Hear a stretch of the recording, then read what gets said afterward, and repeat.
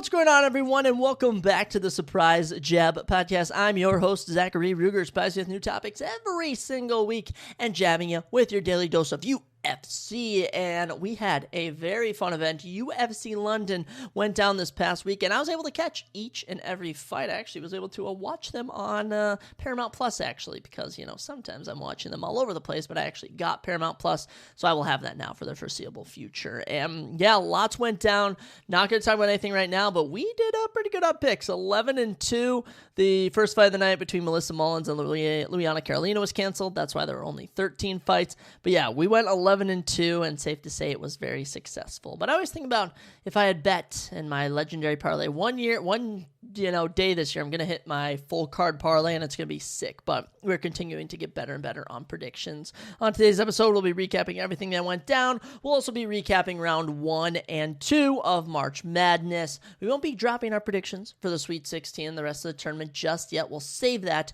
for next episode later in the week, but we do have our thoughts for everything that went down, including what upsets took place. And also, what we'll be kicking our episode off with is a little review of a hit new TV series which just came out a bit ago. You know, it's been out, but it is still fairly new, and that's, you know, we're just going to open it right on in here with our first topic, which is a review of A Night of the Seven Kingdoms. Oh my goodness, guys. This was a fantastic TV show. I know people were telling me to watch it, and I was going, man, I don't know. You know, House of the Dragon Season 2 kind of lost me.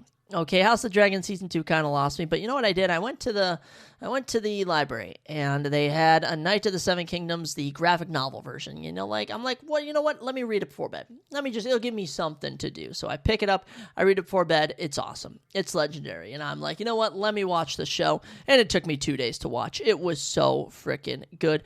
Peter Claffey as Sir Duncan Dunk the Tall and Dexter Soul Ansel as Egg are just such a lovable duo. I absolutely adored them in this. I thought they were fantastic.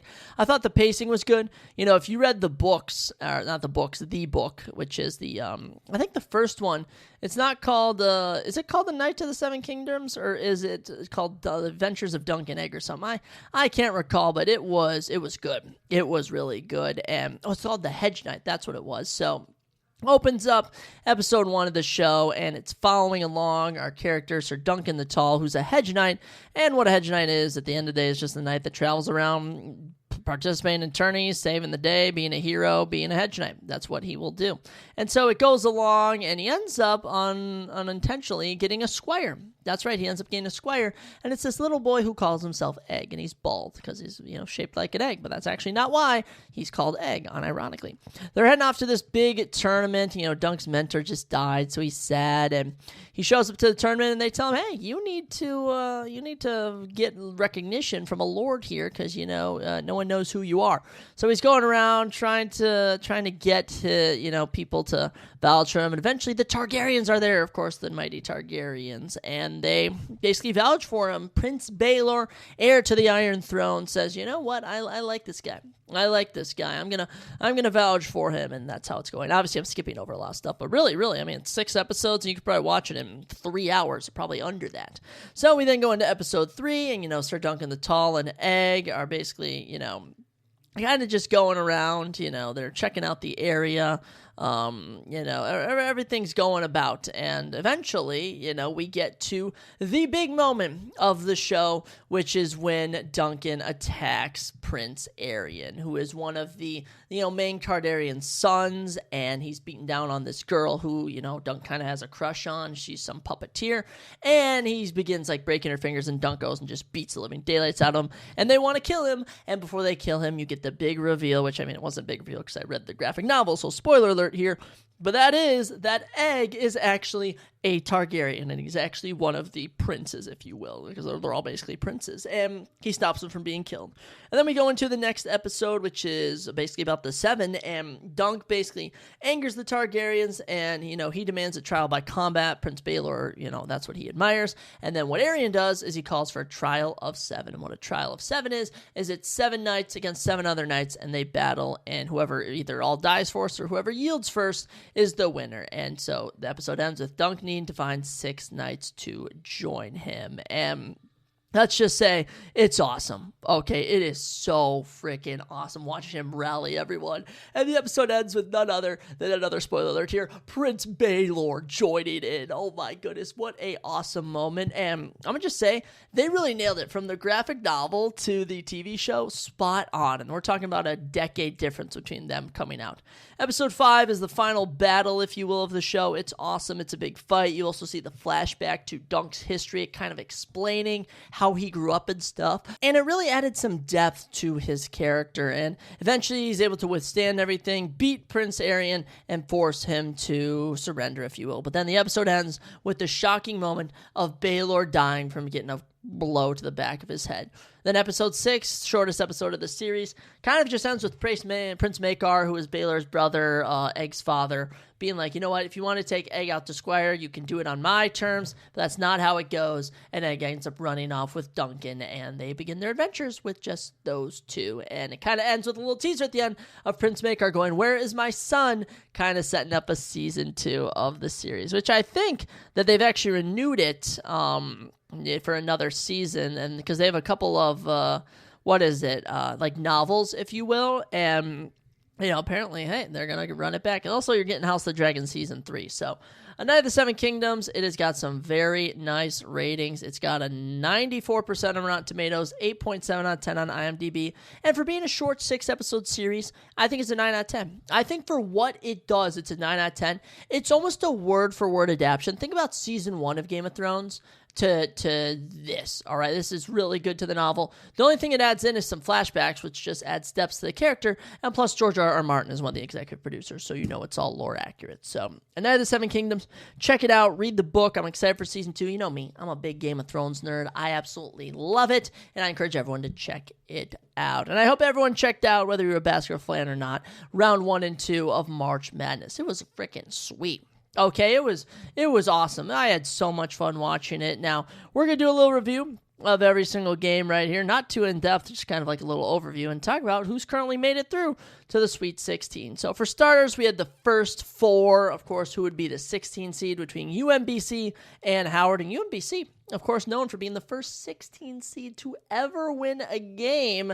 And they did lose to Howard by 3. Good win by Howard as they were able to make it to the tournament. Texas was able to knock off North Carolina State 68-66 to make it in as an 11 seed. We'll touch more on Texas here in a second. Prairie View A&M defeated Lehigh to get in. Good for them. Good for them. Fun fact about Prairie High, we're going to talk about their performance in round 1, but some better. In round 1, placed like a $100,000 bet on them to beat the number 1 seed, which obviously wasn't going to hit. Very comical. And then the final game of the first 4, I should say, was Miami, Ohio, defeating SMU. And Miami, Ohio, what a run they had this year. Only 1 loss up until the tournament, and they managed to make it into the tournament. So congrats for them. So going top to bottom here for the first round. This isn't in the order that the games happened. This is just in the order of the bracket.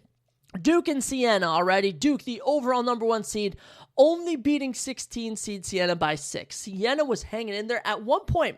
At one point in the game, they were up 12 points. At one point. Crazy.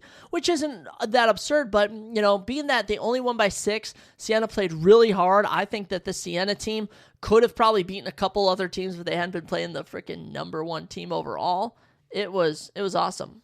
It was so much fun. So, Duke, Siena, fun game. Duke advances. No one's surprised. After that, the 8 and 9 seed. 9 seeds, I had a feeling about every 9 seed, and I should have went with it because TCU knocks out Ohio State here. I was kind of torn between both of them, but TCU edges them out 66-64. Very entertaining game. This was just the year of 6 seeds, and TCU, they had a pretty good tournament run for only playing 2 games. Then St. John's at the 5, knocking off 12 seed Northern Iowa. I thought so highly of Northern Iowa. I just thought St. John's would just kind of be a team to collapse, and man, they proved me wrong. 79-53, blowing out Northern Iowa, getting it done. Good for them. 4 seed Kansas and 13 seed Cal Baptist. Cal Baptist hung in there. Only lost by 8. Kansas was obviously the better team, but I will say that, they hung in there. Cal Baptist did all right. Neither of these teams did particularly well. I'd say overall, for three-pointers. Each team only made 4 three-pointers the entire freaking game. So it just came down to the fact Kansas edged him out a bit at the end, but Cal Baptist for a 13 seed, performing pretty good. Then one of my biggest heartbreakers, Louisville, the 6 seed, knocking off 11 seed South Florida. South Florida was playing so freaking good, and Louisville won it at the end. All this pissed me off, guys. This pissed me off. I was so confident in South Florida. They were one of my most confident upset underdogs, and it did not freaking happen. Props to Louisville, though, getting it done. They looked like a proper 6 seed here, and South Florida almost did it. 3 seed Michigan State blows out number 14 seed North Dakota State, 92-67. Not even close. Not even close whatsoever. And, Michigan State, they were on point. Of their 5 starters, 3 of them hit double digits, including 16 from D. Willard Thompson. I mean, dominant work there. UCLA at the 7 knocks off 10 seed UCF, 75-71. Very close game, very entertaining. And then to round off the east part of the bracket, UConn beat Furman by 11, but Furman was hanging in there with them, okay? Don't look at that 11-point win and go, okay, UConn dominated. No. Furman was hanging in there for a while. UConn is just a really good team, and Furman just at the end of the day did not have the star power. After that, we move down on into the South, and Florida blows out Prairie View A&M 114-55. Like I said, someone decided to place a $150,000 bet on Prairie View A&M to win. It made no sense as Florida doubles their point total. But hey, Prairie View A&M, you made it past the first 4. So you technically did win a game this March Madness. That stands for something. But yeah, Florida 114-55 dominates. Then one of my favorite upsets, and we're going to talk more about them in a second here. Iowa knocks off Clemson 67-61. If you didn't know, my 2 cousins, Ryan and Kevin Benecki, both go to Iowa. Big fan of Iowa now since they are on them. And actually one of my former roommates, my good buddy Cole Decker, is an Iowa fan. So Iowa knocks off Clemson. Really impressive because Iowa is known more as a wrestling football school as opposed to basketball, unless you're women's basketball, Caitlin Clark. And Clemson is they've been a staple of the March Madness tournament the last few years. And here we are, Iowa knocking them out. 9 over the 8 seed. This was 9 seeds here. Another bummer here as Vanderbilt defeats McNeese 78-68. McNeese is just good in their conference, good in wherever they're in. They get to the tournament. This is back-to-back years. They've played a good team round 1. They played them close, but they didn't freaking win. So I don't know if I can pick McNeese again. They're a good basketball school, but when they're playing a heavy hitter like Vanderbilt, not going to get it done. Nebraska blows out Troy to win its first ever March Madness game, 76-47. Troy with, I think 47 has been the lowest points scored. We'll have to go through and check, but yeah, Troy just looked lost out there. Nebraska was just hammering them over and over and over. Impressive stuff. 6 over the 11. Nope. VCU knocks off North Carolina in round 1, 11-6. The 11 seed over the 6 at an 82-78 point total. And all I'm going to say is that North Carolina choked this. VCU, it was 78-70. Okay, it was 78-70. It was 78-80, and North Carolina had the ball, and they just lost it. And VCU goes down, able to hit some free throws, able to seal the deal, and North Carolina just couldn't do anything. So a great upset for VCU. They didn't make it past the round of 32, as we'll touch on, but a massive round 1 win for them. And North Carolina, that is brutal. Okay, the team, they had pretty much every legendary coach, every legendary player in attendance there, and man, heartbreaking loss for them. 3 in the 14 seed, Illinois blows out Penn 105-70. Yeah, take that Ivy League. Take that Ivy League. Good old Illinois. And funny enough, I actually went to an Illinois bar. I was going to say Iowa. Illinois bar on Friday night. A very nice bar owner. It was like an IPA shop, though. It wasn't my favorite place to go. But yeah, good win for Iowa. 10 over the 7 as Texas A&M knocks off St. Mary's. St. Mary's is so hit or miss. They're a team where, I could see them making the Sweet 16. I could see them losing in round 1. This year, loses in round 1, 63-50. Texas A&M, good job, boys. And then Houston blows out Idaho, 78-47. So Idaho's actually tied with Troy for the lowest point total of 47. But yeah, I mean, Idaho did not belong in there with Houston. That was not even close whatsoever. So that ends the left half of the bracket. Moving on to the upper right quadrant in round 1. Arizona blows out Long Island. Not the Sharks. No, the 16th seed Sharks put up 58 points. But 92 from Arizona gets it done.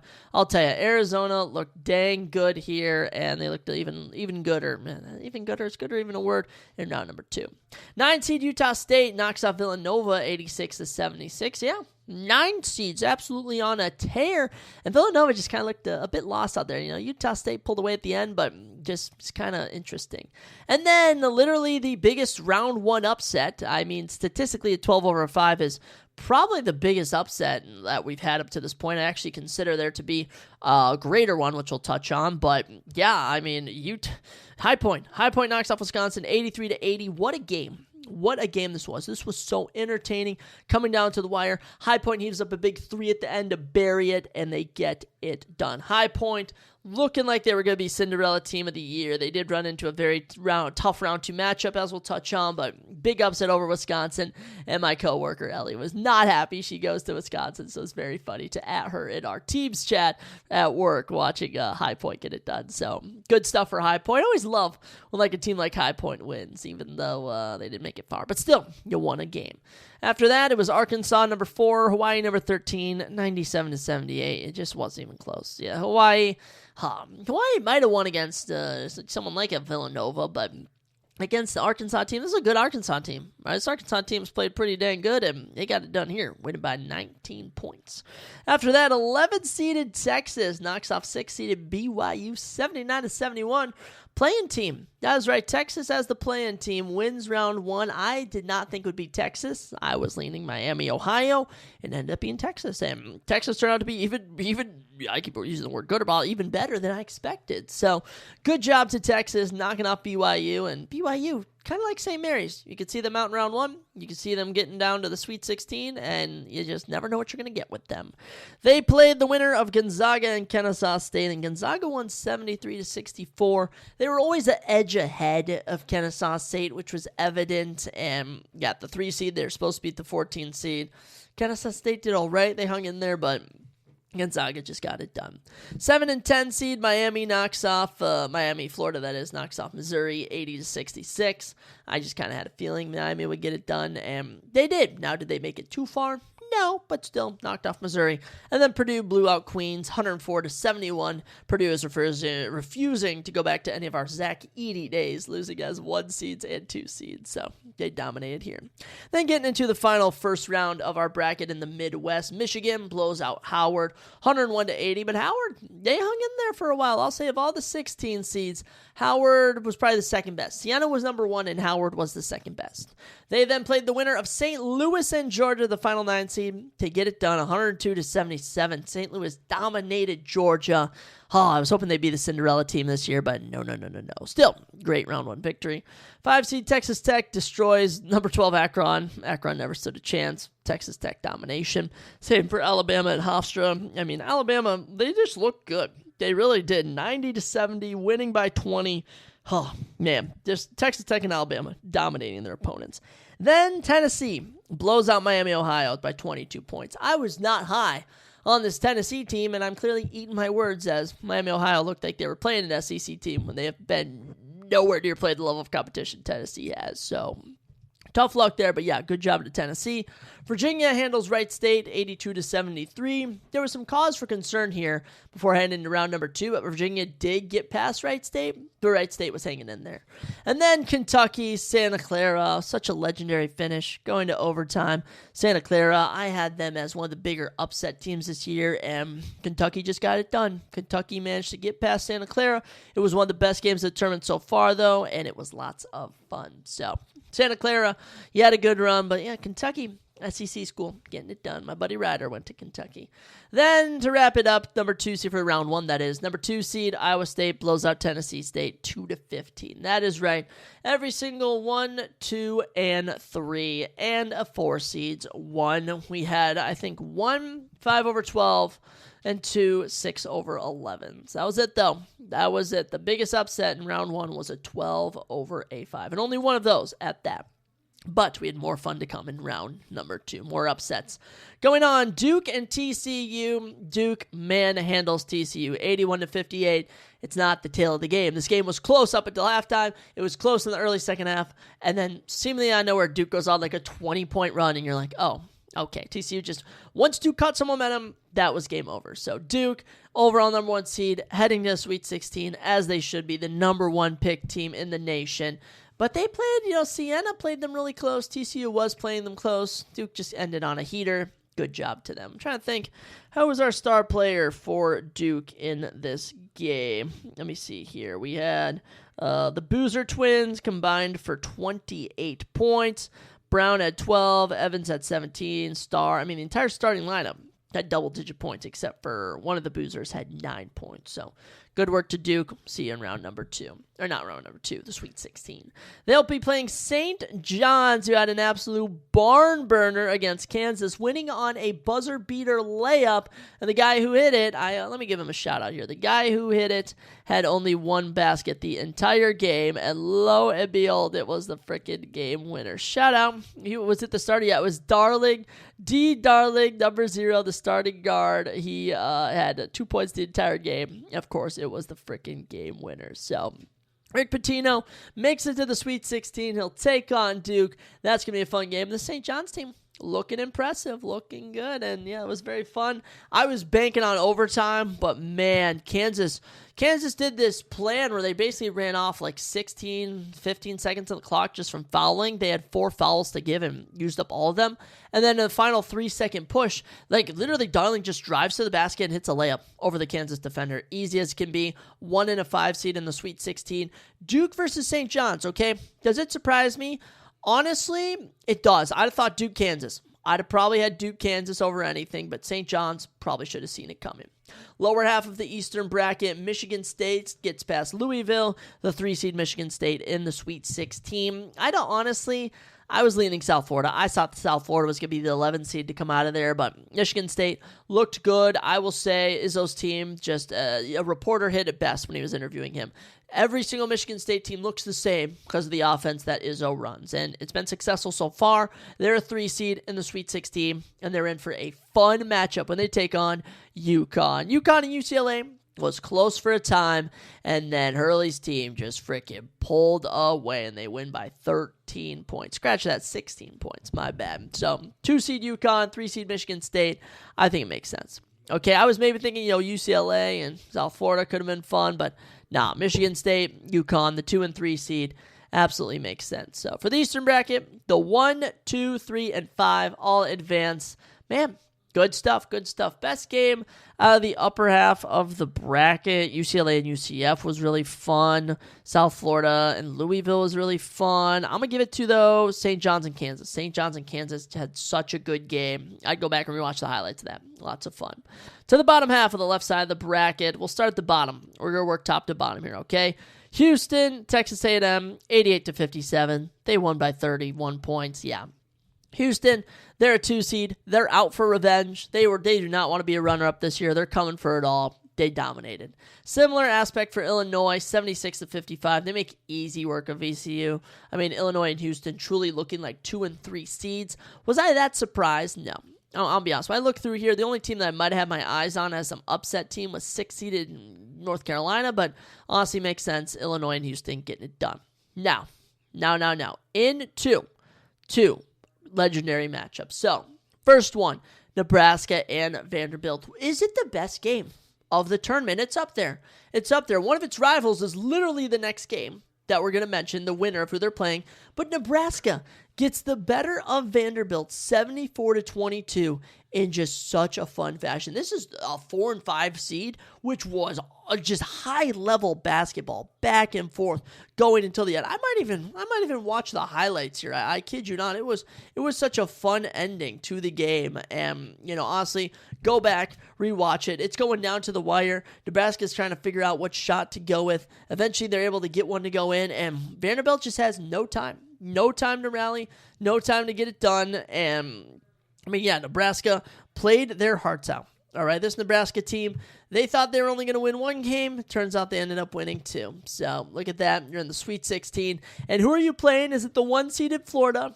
It is not, because statistically, if we do the math, if you were to subtract, to figure out what the biggest upset is, if you are to subtract whatever number seed won based from the seed they're playing, if that makes sense, this is technically tied for the biggest upset in the tournament so far, and I think it has been the biggest upset so far, as Iowa knocks off Florida with a game-winning 3-pointer. Oh my goodness, I was going nuts. This game was crazy. It just made no sense how Florida was not doing good. Mind you, they put up 114 points over the 16 team. They have all the confidence in the world. Iowa had to fight off Clemson.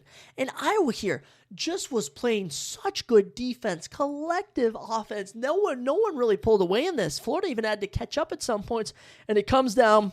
Game's clock is ticking down. They only have a couple minutes left for a shot. They're holding him. They're going back and forth. What are they going to do? Who's going to shoot it? And coming off the bench, Folgera, the forward, step back three, bangs it home. And then Florida, just an abysmal final drive, goes down, tries to get it in under the basket, fumbles it, ball doesn't go anywhere, and Iowa, the 9 seed, moves on to the Sweet 16. Only like 4% of brackets had that happening. And how many people had Nebraska and Iowa? I don't know, but I love it.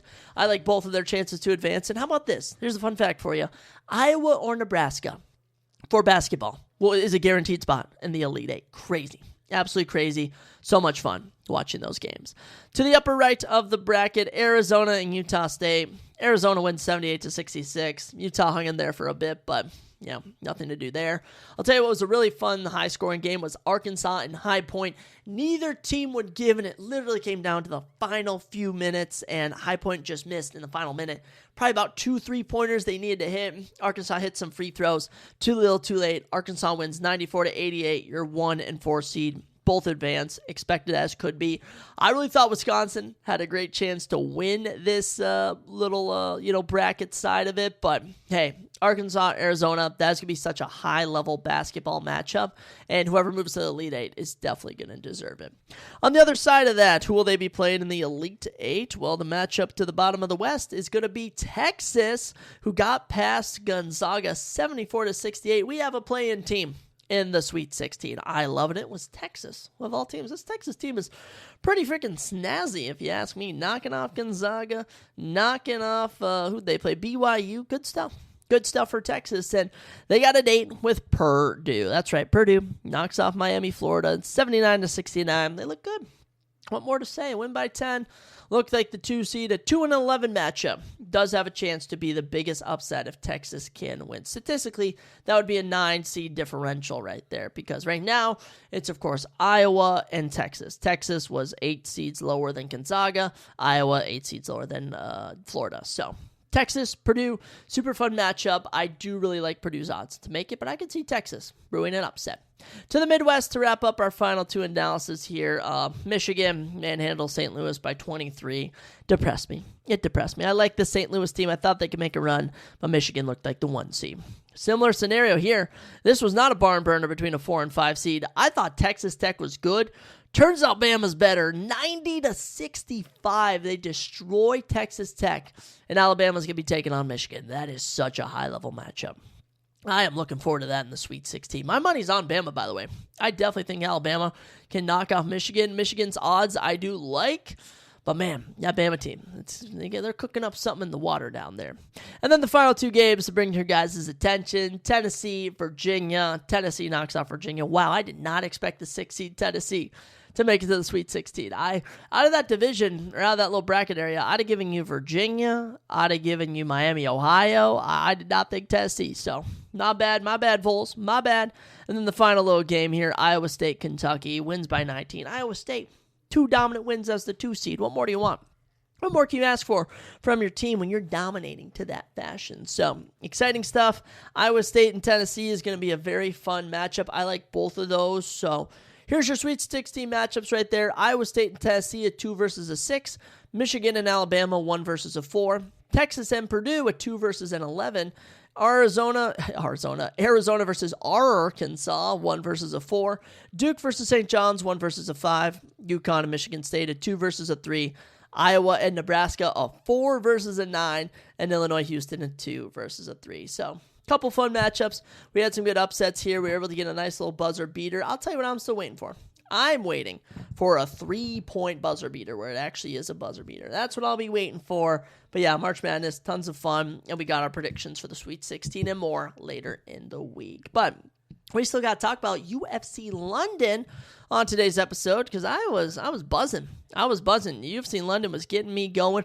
There was some fun stuff, there was some bad stuff, and there was stuff in between. So let's do your official review of everything that went down at UFC London on March 21st. Kicking us off, how about a little $100,000 bonus for Chanel Dyer? That's what I'm talking about. Chanel Dyer opens the card in the women's strawweight division, knocking out Ravina Oliveira. Nice work, Chanel. Her 5th career knockout, and she improves to a pretty nice 7-1 win in her UFC debut. For Ravina Oliveira, she's 0-3 in the UFC, and she's 7-4. She's getting cut, but great work here from Chanel Dyer. Round one, outboxed her 32-20, and round 2, early on, clips her with a head kick. Eventually just starts laying in some punches to her. Kind of just whips her to the ground. Not even an official knockdown. And a little ground and pound later, I mean, Lucas Brzeziak was like, stop this fight, stop this fight. Chanel, quit the punishment. And amazing work. Really, really good work here for Chanel Dyer in the women's strawweight division. We need it. We need killers in the women's strawweight division, and that's exactly what Chanel Dyer brought to the table here, just with the head kick, staying on the pressure with the punches. I mean, she could tell she wobbled her. I mean, Ravina Oliveira was a deer in headlights, just kind of wandering all around the ring, just bobble-headed, and, Chanel Dyer capitalized. Getting it done, and the former PFL fighter has now won her official UFC debut. Good work to Chanel Dyer. I'm excited to see what we do next with her there. There's a lot of fun options, on what we can do with her. If you ask me what we should do, I'm thinking one more tune-up fight. I wouldn't say Ravina Oliveira was a big tune-up fight, but certainly I think Chanel Dyer is better than she's given herself credit for. But let me think of a woman's strawweight she could take on. Stephanie Luciano actually recently submitted Ravina Oliveira, so that's just a name that's coming to mind. I think you could just run back the two people that most recently beat Ravina Oliveira. But look, Ravina, you're 29. You haven't done much in the UFC. You got to get cut. But shout out Chanel Dyer representing London. Big hometown win for her. Felt very happy. After that, the second fight of the night, we did not predict correctly as Abdul Karim Salsawadi 30-27's Shamrock. It sucks because Shamrock is just not as good as people thought he'd be, Karim just kind of casually outboxed him the entire fight. 81 significant strikes to 47, 105 total strikes to 52. He goes 1 of 6 on takedowns. Abdul goes 0 for 4 on takedowns and kind of just wins a casual decision. Abdul Karim Al-Sawadi has won his first fight since 2023, and this was his first fight in 2 years. So, long time coming for the Pride of Palestine. But, kind of at the end of the day, that was that. Decent win for him. For Shamrock, I hope they bring him back for one more. I think they could give him one more opportunity in the UFC. Against who is a good question. I think maybe someone like... is Trey Ogden still in the UFC? I don't know. Is Thiago Moises still in the UFC? I don't know if he is, but Thiago Moises could be a fun opponent for, I think, Shamrock. That could be a good opportunity. And for Abdul Karim Al-Sawadi, I'd say maybe against Axel Sola, since they're on the same card and I can matchmake them. Good opportunity for both of those guys. Abdul, casual decision, got it done. Good work. Next fight, heavyweight division, Brando Peric taking on Louis Sutherland. And so glad that I picked Brando Peric. Oh my goodness. There was a point in time I was going to pick Louis Sutherland. So glad I didn't. The fight lasted 1 minute and 48 seconds. Let me tell you how it went. Starts by going where everyone's just kind of going at it. And Louis Sutherland eventually just kind of gets clipped, shoots an awful takedown. Gosh, awful. And Brando Peric just starts laying some ground and pound to him. Begins to let Louis up. Louis gets hit once, just curdles up in a ball, and Mark Otter's like, I got to stop the fight. What are we doing, my guy? And Brando Peric, another round 1 knockout. I guess 2 fights in the UFC, 2 round 1 knockouts. This is his 5th career knockout, 6th career win. All of his wins are by finish. Get him in the rankings. Get your boy Brando Peric in the rankings. And who should he take on? The 15 seed. No, not the 15. I'm going to go with the 12 seed. Mick Parkin versus Brando Peric. I like that. I like that fight. I think that is a good option if we're looking at options here of what to do, okay? Brando Peric, 2 dominant wins. Good work here. Let's give him a ranked opponent. We need ranked guys. He's 31. He clearly can make easy work of stuff, and he has really good ground and pound. I'll say he really knows how to lay on you, just lay in the punches. Good work, Brando Peric. As for the Vanilla Gorilla, Louis Sutherland, you're 0-2. You've been finished in round 1.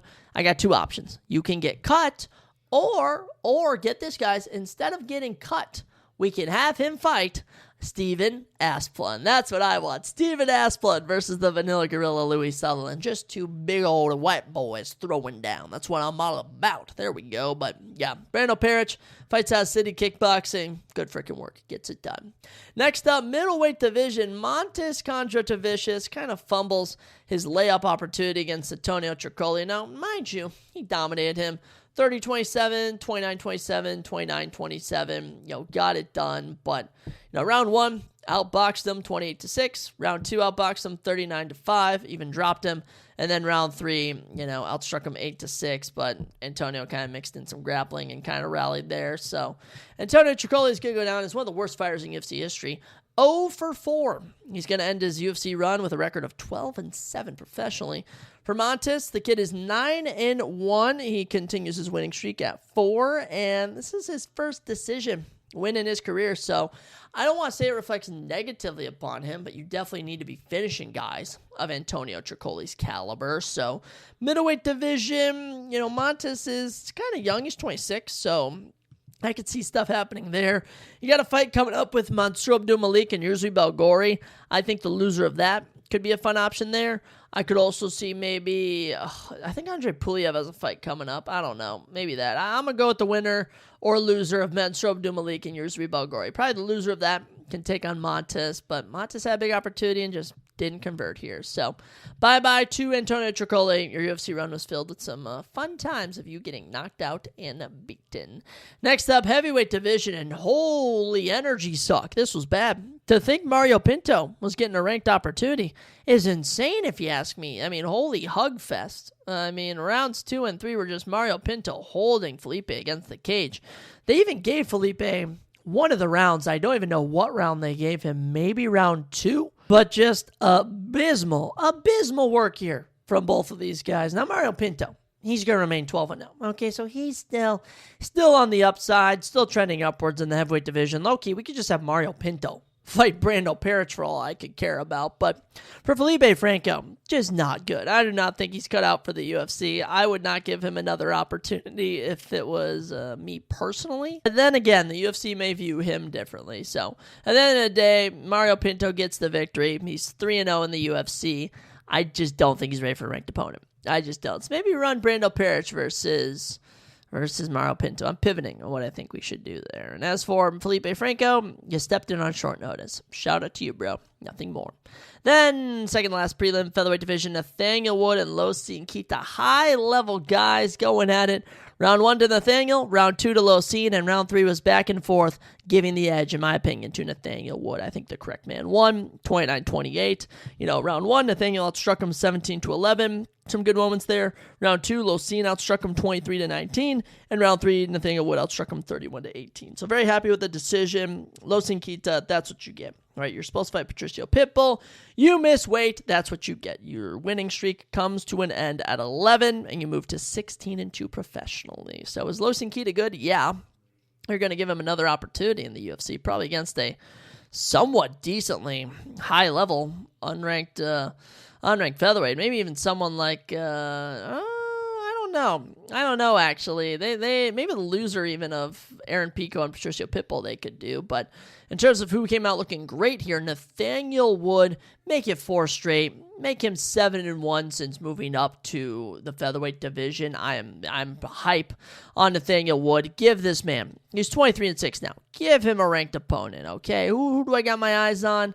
I got my eyes on maybe the loser of Melquizael Costa and Arnold Allen. I don't know if him and Arnold train together. I also like David Onama at 14. I actually really like David Onama, who's ranked number 14.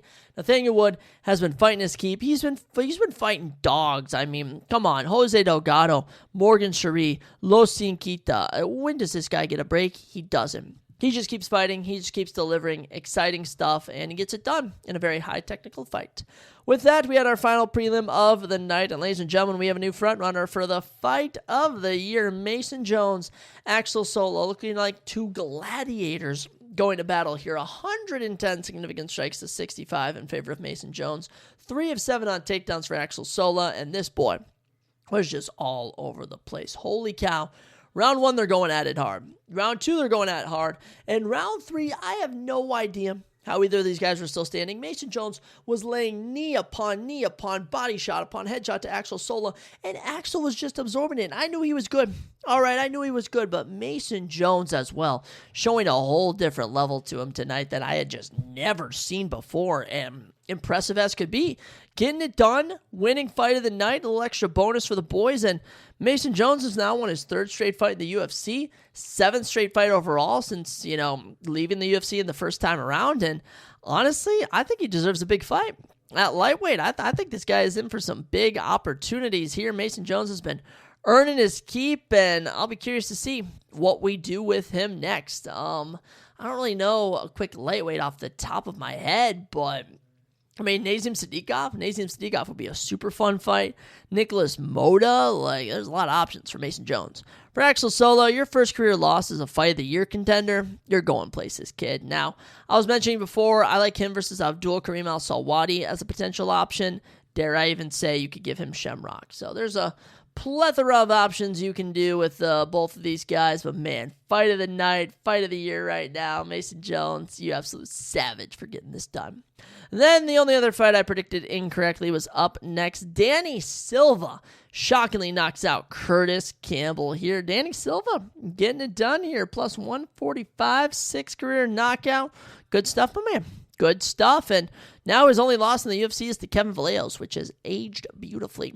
This fight was going pretty good for Curtis Campbell. Outstruck him 15-6 in round 1, landed 2 takedowns, had about 2 minutes of control time, seeming like he was going to a victory here. And then round 2, Danny just opened up the boxing, outstruck him 10-2, dropped him twice in the opening 30 seconds, and that was it. Rich Mitchell steps in, down goes Curtis Campbell. Was it a premature stoppage? No, but Curtis Campbell was literally in sandbox mode. He was just flumping all around, arms are flying, heads falling down to the mat, and even though he was back up, he didn't get officially knocked out. I think it was the right call. So great work to Danny El Puma Silva, and this is going to skyrocket you to an excellent opportunity at featherweight. Someone threw the name out, Calvin Kattar. I love that.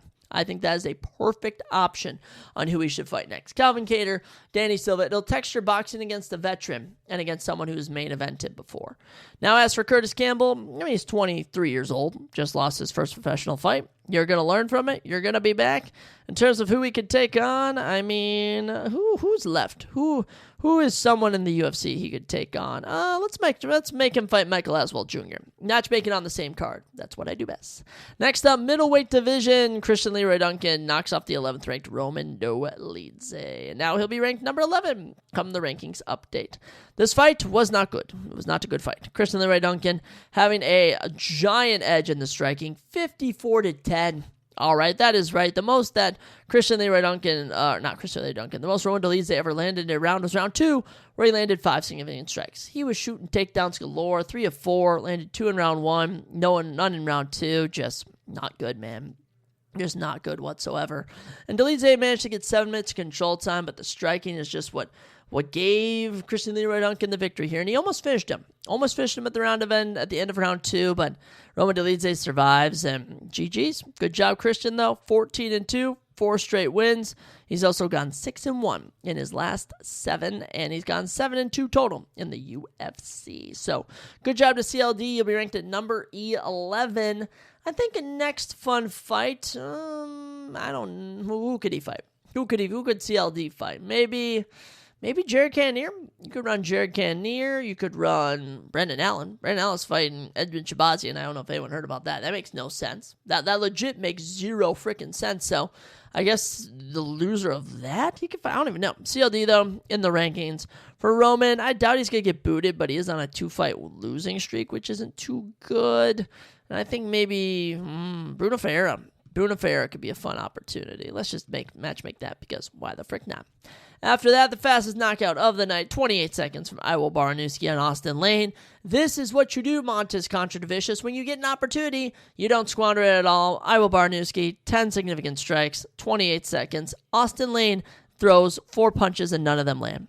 And it takes 1 knockdown from Iwo, and he knocks Austin Lane out cold. So, Iwo Baranowski, they gave him a layup. He gets the performance bonus. Round 1 knockout. This dude's a legend. The legend of Iwo Baranowski grows 8-0. Yet another finish in his career. His 7th career knockout. All of them coming in round number 1. Now, what do we do next with Iowa Baranowski? Well, the light heavyweight division is happy to have you. You're clearly an absolute stud. We'll happily have you. So, what do I want to do next with him? If you ask me, well, Julius Walker is a name. He's 1-2 in the UFC.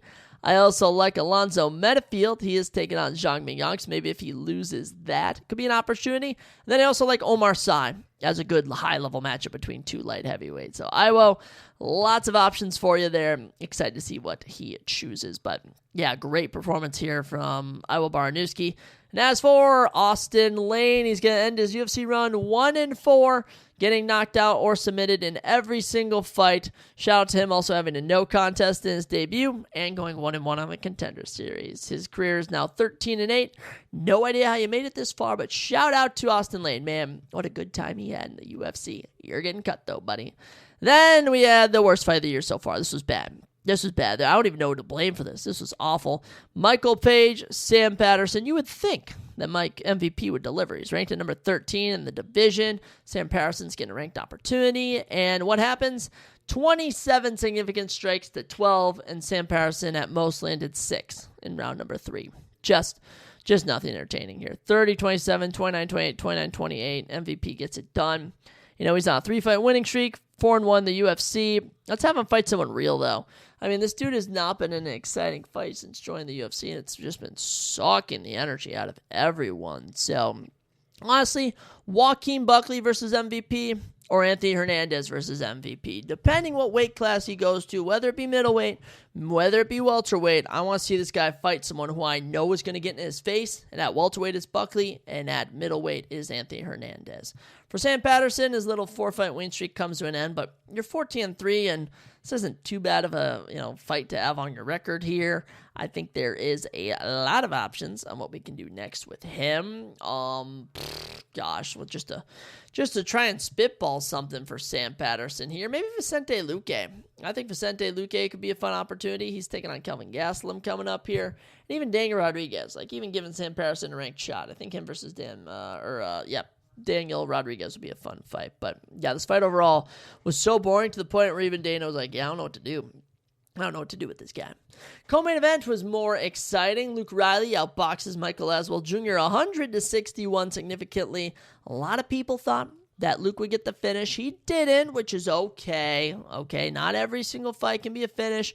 Gained some real experience here, but really, he had to fight through adversity. All right, Aswell did not make this easy for him whatsoever. It was a grind. Okay, it was a grind. It was a battle, and Luke Riley came out on top, just landed the harder shots, really putting all of it together at the end of the day. I was impressed. With Luke Riley's performance here. Improves to 13-0, 2-0 in the UFC, and featherweight division. You got some fun options here. You got a lot of fun options. Are they going to give him a ranked opponent yet? I don't think so. I just don't think he's ready yet, but there's definitely options. There's definitely people you could have him square up against. I'm trying to throw out a name for you guys here, but no one's really coming to mind. All right, they're gonna keep both of these guys around, but in terms of what's next for them, matchmaking on the same card, Curtis Campbell, Michael Aswell Jr. That could be a fun fight. For Luke Riley, maybe him versus Calvin Kattar would make more sense. Or him versus Dan Ige. Yeah, Dan Ige, he's unranked now. I think he'd be another good test for Luke Riley. Let's just run that matchup up. With that, we got into our co-main event, our official main event. Movsar Evloev, Leron Murphy. Who walked out victorious? It was Movsar Evloev. What a weird fight. What a weird freaking fight. I mean, from top to bottom, I didn't know what to make of it. The first 3 rounds were bad. First 3 rounds were coasting rounds. Rounds 1 to Leron. Round 2 to, a lot of people thought Leron, but might have been gone to Movsar. Round 3, Movsar landed a takedown, but didn't do much with it. Then landed a big flurry of punches on Leron Murphy. Round 4, Movsar is dominating one of his best rounds. 3 takedowns, 21 significant strikes to 16, but loses a point due to a low blow, so the round was a scratch. And then round 5, Movsar gets it done again. 5 of 5 on takedowns, 12 significant strikes to 12 in favor of Movsar. I guess same for both of them. and just on cue here, just on point. The takedowns, the striking. He looked like a well-rounded fighter. At the end of the fight, Leon Murphy could barely freaking stand. I didn't realize that Mosvar could deal that much damage. But yeah, Leon Murphy loses his first professional fight in his career. He will now move to 17-1-1, which isn't bad at all, but certainly not ideal. In terms of what's next for him, I think Yusuf Zalal, or the winner of Aljamain Sterling, Yusuf Zalal, maybe Gene Silva, maybe winner of Diego Lopez, and Steve Garcia. A lot of options there. As for Movsar Evloev, you already know it, man. Getting it done. I didn't even know how the scorecards would go, but I'm glad he took this one. 20-0. 10-0 in the UFC. And honestly, ever since the Diego Lopez fight, every fight's gotten better.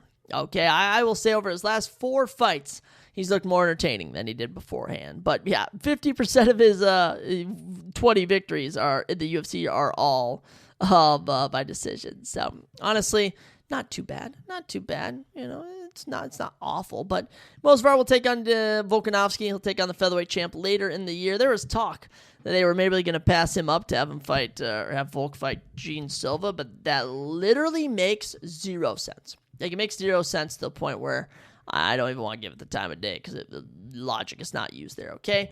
Whether Movsar is entertaining or not, he has deserved the opportunity to fight for the featherweight belt, and he should. He definitely should. So, Movsar, he'll remain ranked at number 1 in the rankings. Honestly, you might have to throw him on the pound-for-pound. Like, the guy's 20-0. All right, he's had 10 fights in the UFC. 50% of his fighting career has been in the UFC, and now he's fighting for a belt coming up here soon. So good job to Movsar Evloev. So how was UFC London? Was it a success? Was it a failure? You know, you had your highs and you had your lows, okay? And they kind of came in waves here. All right, I think a lot of the decisions, besides a couple, were just kind of bland. Our finishes were pretty good, but I don't know. When we end the card with, you know, just 11 straight rounds of fighting, it just becomes a lot for people, and I think that was the case here. Now, it was entertaining, it was close, and all that we're going to walk away from this knowing is that Movsar Evloev is next for a title shot at featherweight. But what is next for us in terms of viewing? Well, next weekend, your next podcast episode, we have your UFC Seattle predictions. That is right, UFC Seattle. Israel Adesanya versus Joe Pyfer. What a random fight, and I freaking love it. Should be fun. You also have Alexa Grasso, Macy Barber, Michael Chiesa's in action. Larian Douglas makes his awaited debut from the Contender Series. Terrence McKinney is back in action. Ignacio Bahamondes, Chase Hooper, Marcin Tybura, Navajo Sterling, Ricky Simone. You got a lot of fun fighters on this card, so definitely looking forward to that. Should be entertaining, and keep your eyes out and open for what comes next for each and every one of these fighters. But yeah, ladies and gentlemen, we had a lot of fun this past weekend, working overtime at work, going out with the fellas, seeing my cousins, watching March Madness, and watching a little UFC. So with that, I will leave you all. Let me know who you guys think is going to be the winner of Israel Adesanya versus Joe Pyfer coming up here. Let me know your thoughts on every fight that went down, even on March Madness. And ladies and gentlemen, you already know what I'm about to say. I'll catch you next time on the Surprise Jab Podcast.